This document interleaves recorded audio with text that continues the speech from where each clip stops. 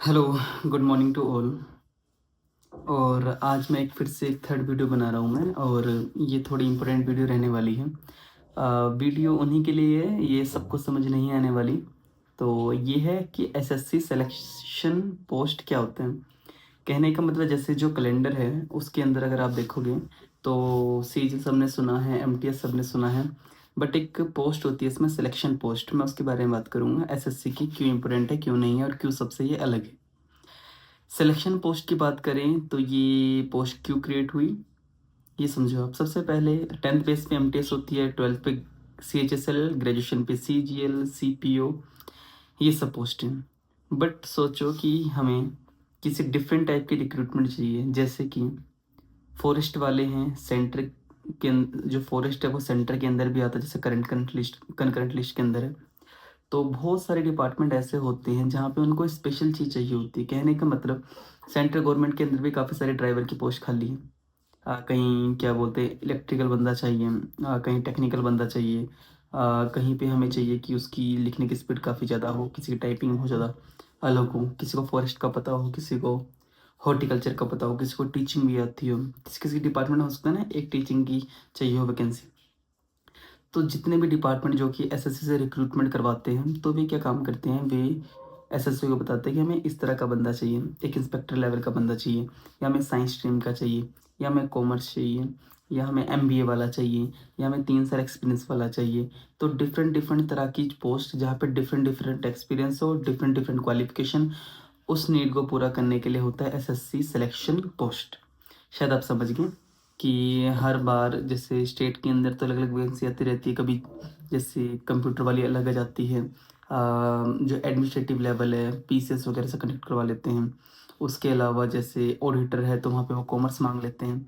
तो इस तरह की पोस्ट जो जिसके अंदर थोड़ी अलग तरह की एलिजिबिलिटी होती है, वो जो पोस्टें हैं वो एसएससी सिलेक्शन पोस्ट के द्वारा फिल कराई जाती हैं। ठीक है, ये शायद समझ गए आप। जैसे कि वाइल्ड लाइफ इंस्पेक्टर है, या फिर सोचो रेंजर है। अब रेंजर के लिए अब गवर्नमेंट तो चाहेगी ना, रेंजर ऐसा तो नहीं कि हर कोई ग्रेजुएशन वाला लग जाए इसमें। तो हो सकता है कि रेंजर के लिए भी मांगे कि आपने बीएससी करी हो फॉरेस्ट्री में, ठीक है, या फिर आपने एमएससी इन ज्योग्राफी करी हो, मतलब कुछ भी अलग तरह की चीज़ उसने करी हो। अब सोचो योगा टीचर चाहिए या फिर हेल्पर चाहिए, तो उसके लिए भी क्या होता है कि कुछ स्पेशल हो सकता है किसने क्या करा हो, डिप्लोमा वगैरह करा हो, तो उस तरह की नीड की फुलफिल के लिए सिलेक्शन पोस्ट की फॉर्म कर जाते हैं इस तरह की पोस्टें। अब ये बातें कैसे फील होती है और मैं इसकी बात क्यों कर रहा हूँ, क्योंकि हाल ही में कैलेंडर के अंदर 16 अप्रैल से लेके 15 मई तक इसकी नोटिफिकेशन, मतलब इसके एग्ज़ाम फिल होने हैं। 16 अप्रैल को नोटिफिकेशन भी आनी है, 1 महीना लगना है, 15 मई तक आप एग्ज़ाम फिल कर सकते हो। लगभग जून जुलाई में आपका एग्ज़ाम होने वाला है। काफ़ी ज़्यादा अच्छी एग्ज़ाम है, ध्यान रखना।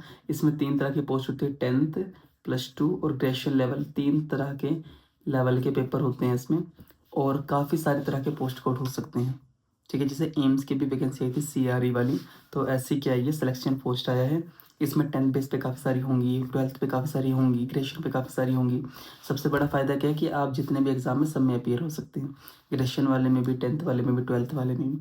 बट बाद में जब वो स्पेशल चीज़ कुछ मांगेगा डिप्लोमा वगैरह, तो आपको उनको सेंड करना पड़ेगा, तब जाके आपका काम होगा, ठीक है। एक बंदा 10th वाला भी दे सकता है, 12th वाला भी और ग्रेजुएशन वाला भी।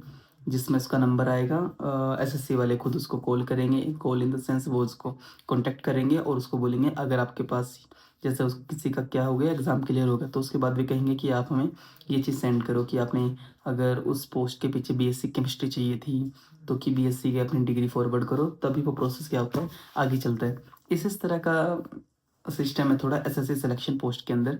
पर पोस्ट बहुत अच्छी है। आप तीन आप जैसे 10th बेस पे 3-4 कोड हैं, जैसे कि ये वाली पोस्ट नॉर्थ जोन की है, साउथ जोन की, या फिर नॉर्थ वेस्टर्न जोन की, आप सारे भर सकते हैं और वो दे सकते हैं। तो काफ़ी सारे मैंने देखा है कि एसएससी सिलेक्शन पोस्ट के अंदर काफ़ी सारे बच्चों ने 10-10 एग्ज़ाम्स भी भरे हैं। इसको इस तरह से समझो, नोटिफिकेशन एक है, 3 तरह की उसमें स्टैंडर्ड है। 10th वाली बेस पे अलग पोस्ट है, 12th वाली बेस पे अलग पोस्ट है, ग्रेजुएशन वाली पोस्ट पे अलग पोस्ट है। ग्रेजुएशन में भी 3-4 पोस्ट आप भर सकते हैं। 12th में भी 2-3 तरह के कोड अलग अलग जो वैकेंसी है उसके पीछे आप उन्हें भर सकते हैं। तो ये थोड़ा-सा कॉम्प्लेक्स हो जाता है बट सबसे आसान है, सबसे अच्छी जॉब भी है।